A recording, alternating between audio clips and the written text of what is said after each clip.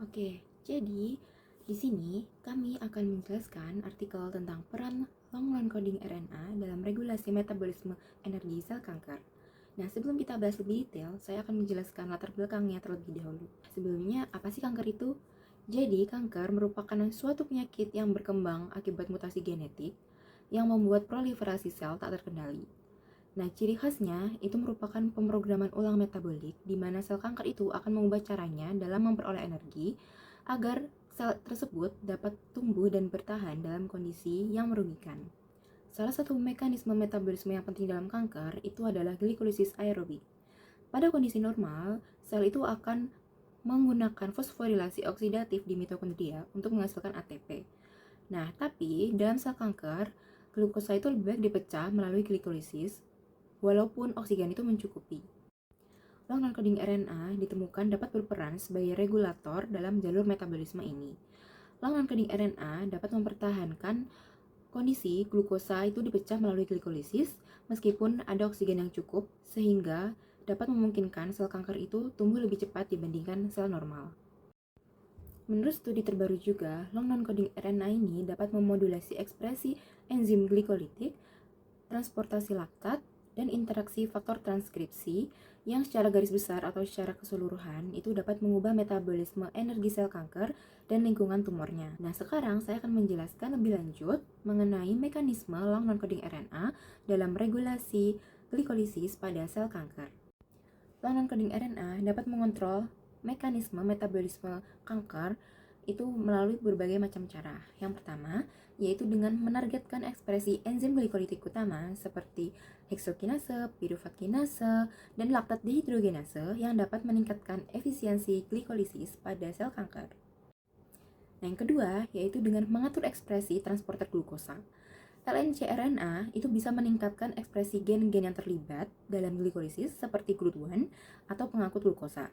Dengan cara ini, sel kanker itu dapat menyerap lebih banyak gula dan prosesnya itu menjadi lebih cepat. Yang ketiga, yaitu dengan modulasi epigenetik, di mana LNCRNA itu berfungsi sebagai spons untuk mikroRNA tertentu yang mempengaruhi ekspresi gen. Nah, LNCRNA itu akan mengikat protein yang berperan sebagai regulasi metabolisme atau mengganggu kerja mikroRNA yang biasanya itu berfungsi untuk menekan glikolisis. Jadi hal ini tuh dapat membuat jalur glikolisis itu akan semakin aktif. Cara yang terakhir yaitu dengan melakukan interaksi dengan faktor-faktor transkripsi seperti HIF1-alfa dan selular myelositomatosis yang berperan dalam adaptasi metabolik sel kanker terhadap kondisi lingkungan yang berubah-ubah. Contohnya itu LNCRNA itu dapat meningkatkan HIF1-alfa atau protein yang dapat membantu sel kanker itu dapat bertahan dalam kondisi kekurangan oksigen dan mengalihkan metabolismenya itu ke glikolisis. Ada beberapa LNCRNA utama yang berperan dalam regulasi glikolisis pada kanker, yaitu ada MALAT1, MEK1 antisense 1, dan ada HCP5. MALAT1 sendiri itu terlibat dalam peningkatan ekspresi gen-gen glikolitik termasuk enzim heksokinase dan laktat dehidrogenase. Untuk MEK1 antisense 1 itu berinteraksi dengan AMPK atau adenosine monofosfat activated protein kinase untuk meningkatkan metabolisme glukosa dan menurunkan stres oksidatif dalam sel kanker. Untuk HCP5 itu berperan dalam meningkatkan resistensi sel kanker terhadap kemoterapi dengan cara memodulasi oksidasi asam lemak dan aktivitas AMPK atau adenosine monofosfat activated protein kinase. Studi pada artikel ini itu juga menunjukkan bahwa dengan menargetkan LNCRNA tertentu, jalur glikolisis pada kanker tersebut itu akan dapat diganggu dan nantinya itu akan menghambat pertumbuhan tumor. Penjelasan jurnal akan saya lanjutkan. Selanjutnya, saya akan membahas tentang peran LNCRNA dalam sel imun pada microenvironment. Microenvironment adalah sebuah ekosistem yang terdiri atas sel tumor atau sel kanker, sel imun, matriks ekstraseluler, dan pembuluh darah. Sel imun yang pertama adalah sel dendrit. Seperti yang kita ketahui, cara kerja sel imun adalah dengan bergerak secara aktif untuk mencari sel-sel yang tidak diinginkan oleh tubuh, dalam konteks ini sel kanker, kemudian sel itu akan dimatikan dengan cara difagositosis. Ternyata ada salah satu LNCRNA yang menghambat glikolisis dari DC cells atau sel dendrit ini, sehingga sel-sel dendrit ini tidak bisa aktif bergerak dan juga tidak bisa menjalankan efek inflamasinya. Sehingga sel-sel kanker bisa berproliferasi dengan aktif. Sel imun yang kedua adalah sel T. Apabila glikolisis sel T ditingkatkan, maka efek antitumor dan fungsi imunnya akan meningkat. Tetapi, ada sebuah LNC-RNA, yaitu LNC-RNA-NEAT, yang malah menghambat fungsi imun dari sel T dan meningkatkan kadar LDHA. Nah, LDHA ini akan meningkatkan proliferasi sel kanker prostat.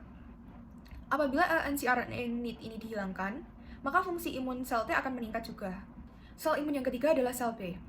Beberapa LNC-RNA bisa mengganggu proses glikolisis dari sel B dan mengubah sifat dari sel B ini sendiri.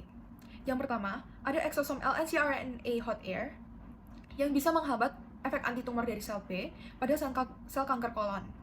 Yang kedua, ada LNC-RNA-NEAT1 yang malah meningkatkan proliferasi sel B dan limfangiogenesis atau pembentukan limfoma pada sel B, sehingga sel B ini bisa menjadi sel kanker itu sendiri yang berbahaya bagi tubuh.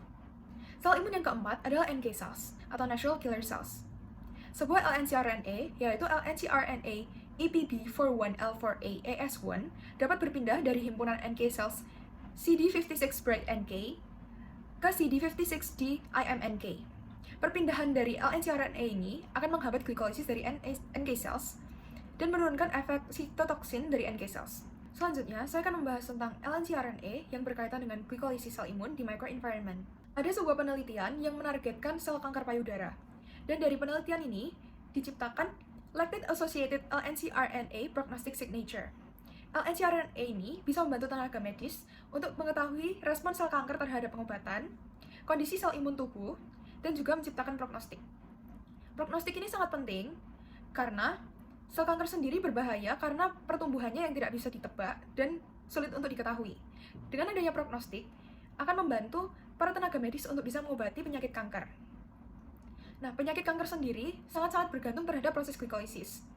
Adapun glikolisis sangat dipengaruhi oleh LNC-RNA.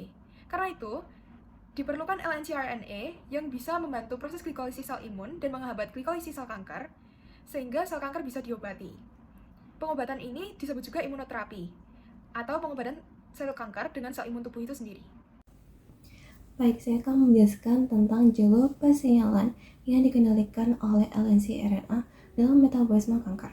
Jalur yang pertama adalah jalur AMPK, adalah sensor energi utama yang mengatur keseimbangan metabolisme dalam sel.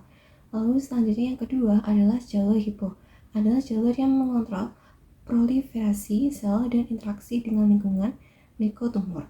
Lalu selanjutnya yang ketiga adalah jalur HIV1 alfa, adalah faktor transkripsi utama yang diaktifkan dalam kondisi hipoksia dan mendukung efek Warburg. Lalu selanjutnya yang keempat adalah jalur CMYC, adalah oncogenes yang terlibat dalam regulasi metabolisme sel kanker. Penargetan jalur-jalur ini dapat menjadi pendekatan yang menjanjikan untuk menghentikan pertumbuhan tumor dan meningkatkan respons terhadap terapi kanker. Lalu yang terakhir adalah tantangan dan prospek masa depan. Meskipun penelitian tentang peran LNC-RNA sudah banyak, masih ada tantangan yang perlu diatasi. Antara lain adalah kurangnya pemahaman tentang mekanisme regulasi spesifik LNC-RNA dalam berbagai jenis kanker. Lalu yang kedua adalah keterbatasan teknologi dalam mendeteksi dan menargetkan LNC-RNA secara spesifik. Lalu yang ketiga adalah resistensi sel kanker terhadap terapi berbasis LNC-RNA yang memerlukan strategi yang lebih efektif. Namun dengan kemajuan teknologi, para peneliti sudah mampu mengidentifikasi peran LNC-RNA dalam kanker. Dan beberapa tahun mendatang, kita dapat berharap adanya terapi kanker yang lebih personalisasi dengan menargetkan LNC-RNA tertentu berdasarkan profil genetik tumornya. Selanjutnya, kesimpulan dan pembahasan. Poin pertama, peran LNC-RNA pada glikolisis sel tumor sangatlah besar. LNC-RNA bisa mengubah-ubah enzim yang berperan dalam glikolisis sel tumor, menghasilkan lakta dan mentransfernya, serta membentuk kompleks dengan faktor transkripsi yang memengaruhi ekspresi gen tersebut, sehingga sel kanker bisa berproliferasi dengan cepat dan sebagainya.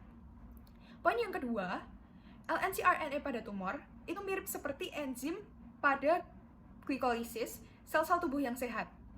Sehingga LNC-RNA ini perannya sangat krusial dalam pertumbuhan atau proliferasi tumor.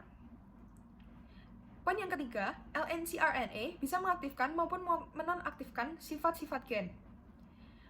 Nah, LNC-RNA bisa menyebabkan sel-sel kanker menjadi resisten terhadap pengobatan serta sel-sel imun tubuh pasien.